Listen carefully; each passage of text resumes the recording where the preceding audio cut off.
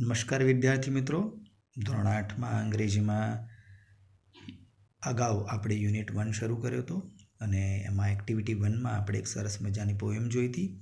ત્યારબાદ એની એક્સરસાઇઝ પણ જોઈ હતી. હવે આ અઠવાડિયે આપણે યુનિટ 1નો મેઇન પાર્ટ જોઈએ છે, જે એક્ટિવિટી 2માં આપ્યો છે મિત્રો. તો આપણો મેઇન પાર્ટ છે, એટલે આમાંથી આપણને પ્રશ્નો અને જવાબ વગેરે બધું પૂછાઈ શકે. તો મિત્રો ટાઇટલ સરસ મજાનું છે મિત્રો, એ કી ટુ હેવન, આવું આપણું પાઠનું ટાઇટલ છે. હવે કી એટલે ચાવી અને હેવન એટલે કે સ્વર્ગ. અને નીચે કૌંસમાં એક શબ્દ લખ્યો છે એ પ્લે. આ પ્લે એટલે શું મિત્રો? તો આ જે પાઠ આપ્યો છે એ આપણો નાટક રૂપે છે.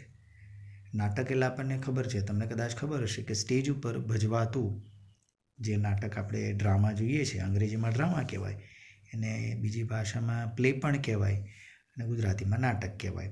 તો પ્લે કહો કે ડ્રામા કહો, તો ડ્રામા સ્વરૂપે પ્લે સ્વરૂપે આ પાઠ આપણને આપ્યો છે. એટલે જ નીચે સીન 1 આપ્યું છે. મિત્રો જ્યારે કોઈ પાઠ નાટક સ્વરૂપે હોય, ડ્રામા સ્વરૂપે હોય, તો એમાં સીન 1, 2, 3 એવું આપ્યું હોય. તો જોઈએ મિત્રો આપણો પાઠ. સૌથી પહેલાં આપણને અહીંયા ઘાટા અક્ષરમાં જે તે દ્રશ્યનું વર્ણન આપ્યું છે મિત્રો. તો અહીંયા સીન જે 1 છે એ શાનું દ્રશ્ય છે એ આપણે જોઈએ મિત્રો. તો કૌંસમાં લખ્યું છે જો, કિંગ્સ કોર્ટ એટલે કે રાજાનો દરબાર. અને રાજાના દરબારમાં Tenaliraman, courtier 1 and courtier 2 are waiting for the king. એટલે રાજાના દરબારમાં 3 વ્યક્તિ, કોણ? તેનાલીરામન. કોર્ટિયર એટલે કે દરબારી, દરબારના મંત્રીઓ હોય અને દરબારી કહેવાય. તો દરબારી 1 અને દરબારી 2 અને તેનાલીરામન, આ ત્રણેય થઈ અને રાજાની રાહ જોવે છે. There is a sound of trumpets and drums. અને રાજા આવે તો એ પહેલાં એમનું સ્વાગત કરવા માટે રણશીંગુ અને નગારાના મ્યુઝિક વાગતા હોય, સંગીત વાગતા હોય, તેના અવાજ સાથે, રણશીંગુ અને નગારાના અવાજ સાથે રાજાનું સ્વાગત કરવામાં આવે છે. The king walks in. રાજા અંદર પ્રવેશે છે દરબારમાં. And all the courtiers stand up. અને બધા જ દરબારીઓ ઊભા થઈ જાય છે. શા માટે? રાજાને માન આપવા માટે. હવે આગળ નાટક આપણું વધે છે, વાતચીત ચાલુ થાય છે, ડાયલોગ ચાલુ થાય છે. તેનાલીરામન એન્ડ કોર્ટિયર્સ, એટલે અહીંયા જે હાજર છે તેનાલીરામન અને 2 દરબારીઓ, ત્રણેય થઈને રાજાને શું કહે છે? Good morning your majesty. રાજાજી તમારું સ્વાગત છે. તો રાજા માટે એક સરસ મજાનો માનવાચક શબ્દ છે મિત્રો, યોર મેજેસ્ટી. તો એ કહીને રાજાને માન આપે છે, યોર મેજેસ્ટી કહીને. એટલે કિંગ પણ શું કહે છે સામે? The king says good morning. એ પણ સામે શુભેચ્છા પાઠવે છે. અને પછી પ્રશ્ન પૂછે છે કે where are my ministers today. મારા બધા મંત્રીઓ કઈ ગયા? બીજા બધા મંત્રીઓ ક્યાં ગયા આજે? I will discuss the new road project with them. મારે એમની સાથે નવા રસ્તાની રોડ પ્રોજેક્ટ છે એની ચર્ચા કરવાની છે. તો બધા ક્યાં ગયા? એટલે કોર્ટિયર 2 શું કહે છે મિત્રો? જો, your majesty, a great sadhu is in our kingdom these days.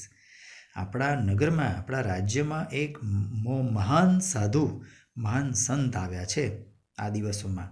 The ministers are at sadhus camp. અને બધા મંત્રીઓ મને લાગે છે કે સાધુઓની આ જે સાધુ રહે છે એ છાવણીએ ગયા છે. એ સાધુ રહે છે ત્યાં બધા મંત્રીઓ ગયા છે. The king surprised and asked. એ સાધુ છે? એ ગ્રેટ સાધુ અને મહાન સાધુ. સાધુ એટલે સંત, અંગ્રેજીમાં સેન્ટ કહેવાય, મોંક કહેવાય. તો રાજાને આશ્ચર્ય થાય. એ ગુજરાતી શબ્દ જ વાપર્યો છે મિત્રો, સાધુ કહ્યું છે, એટલે આપણે સાધુ શબ્દ ગુજરાતીમાં સમજી શકીએ છીએ. એટલે પ્રશ્ન કરે છે રાજા, એ સાધુ, એ ગ્રેટ સાધુ, હુ ઇઝ ધીસ સાધુ? મહાન સાધુ, આ સાધુ કોણ છે ભાઈ? I don't know anything about him. મને તો એની વિશે કંઈ ખબર જ નથી. Do you know something Raman? તેનાલીરામનને રામન કહીને બોલાવે છે. રામન, તને કંઈ ખબર છે? એટલે Raman says, your majesty, I heard about this sadhu. હા નામદાર, મેં પણ સાધુ વિશે કંઈક સાંભળ્યું તો છે. હી કમ્સ ફ્રોમ ધ હિમાલયાસ. મેં એવું પણ સાંભળ્યું છે કે તે હિમાલયથી આવેલા છે. He can produce coins, holy ash and fruits from there. અને મેં એ પણ સાંભળ્યું છે કે તે હવામાંથી સિક્કાઓ લાવી આપે છે, પેદા કરે છે ચમત્કારથી. હોલી એશ, પવિત્ર રાખ, અને હવામાંથી ફ્રૂટ પણ લાવી દે. આવા ચમત્કારો કરે છે એવું મેં સાંભળ્યું છે. એટલે કોર્ટિયર 1 says, and there is a long Q of people in front of his tent every day. અને આ જે સાધુનો તંબુ છે ત્યાં તો રોજની બહુ લાંબી લાઈન હોય છે.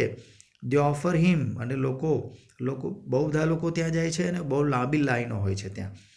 અને ગામના લોકો એટલે કે દે ઓફર હિમ ગોલ્ડ કોઇન્સ, અને બધા લોકો આ સંત મહાત્મા જે છે, આ જે સાધુ આવ્યો છે એ સાધુને સોનાના સિક્કા આપે છે, કપડાં આપે છે, ક્લોથ્સ, એનિમલ્સ એટલે પ્રાણીઓ, ગાયો દાનમાં આપી દે, ગ્રેન્સ અનાજ, અને વેજીટેબલ્સ શાકભાજી પણ આપે, એન્ડ ડ્રાય ફ્રૂટ્સ ટુ, અને ડ્રાયફ્રૂટ પણ આપે છે. બધું સાધુને ભેટમાં ગામના લોકો આપે છે.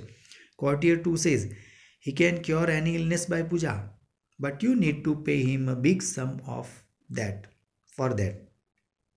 એટલે કોર્ટિયર 2 પાછું શું કહે છે, બીજો દરબારી, કે એ તો પૂજા દ્વારા બધી બીમારીઓ પણ દૂર કરે છે, બધી બીમારીઓ દૂર કરી શકે પૂજા દ્વારા, but you need to pay him a big sum for that, પણ એના માટે તમારે તગડી રકમ આપવી પડે.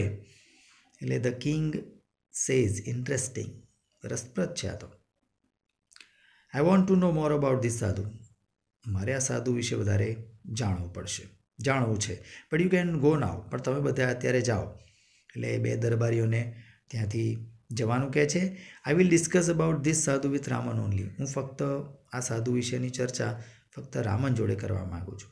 એટલે બાકીના પહેલો અને બીજો દરબારી હતા, ધ કોર્ટિયર્સ લીવ, દરબારીઓ ત્યાંથી જતા રહે છે. હવે કોણ બચ્યું છે મિત્રો? ફક્ત તેનાલીરામન અને રાજા. The king says, Raman what do you think? રાજા પૂછે છે રામનને કે તને શું લાગે છે Raman, is he a real sadhu? આ સાચો સાધુ હશે? Because good sadhus never charge money for their service, કારણ કે સાચા સંત હોય એ ક્યારેય સેવા બદલ પૈસા ના લે, પૈસા માગતા નથી. We need to keep watch on this સાધુ, મને લાગે છે આ સાધુ પર આપણે નજર રાખવી પડે એવું લાગે છે. એટલે Raman says, yes your majesty, I to feel something is wrong. હા રાજાજી, મને પણ એવું લાગે છે કે કંઈક ખોટું થઈ રહ્યું હોય. The king says, Raman go to his camp and find out more about this સાધુ. એક કામ કર રામન, તું સાધુની છાવણીએ જા, એના તંબુએ જા, અને એના વિશે સાચું શું છે એ તું જાણી લાવ. એટલે Raman says, certainly sir. Raman કહે છે ચોક્કસ, અને પછી રામન ત્યાંથી નીકળી જાય છે સીધો સાધુની છાવણીએ. તો મિત્રો અહીંયા દ્રશ્ય 1 પતે છે, અને સીન 2 અહીંયા મિત્રો લખ્યું છે જો ઘાટા અક્ષરમાં, એટલે સીન 2 આવે છે. હવે સીન 2માં શું થાય છે એ આપણે આગળની વિડીયોમાં જોઈશું મિત્રો. એટલે તમે ફરીથી આ વિડીયોમાં સમજાવ્યા પ્રમાણે ફરીથી એકવાર આ પાઠ જોઈ જજો અને સમજવાનો પ્રયત્ન કરશો. આભાર.